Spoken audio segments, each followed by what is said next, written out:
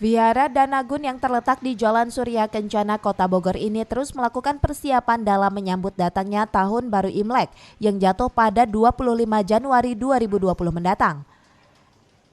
Dan salah satu ritual yang dilakukan yakni memandikan rupang atau patung dewa-dewi yang berada di altar wihara.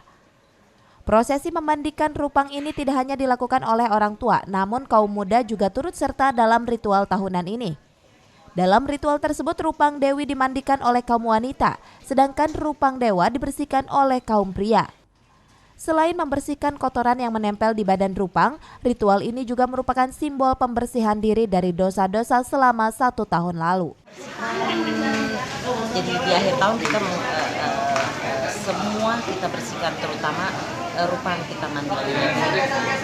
Ini kalau perempuan dewi-dewi ya, kalau misalnya laki-laki itu dewa-dewanya. Betul. Ibadah sendiri juga itu udah bahagia gitu ya, maksudnya kita bisa kasih kontribusi yang mungkin kecil, tapi ya mungkin ya berguna gitu.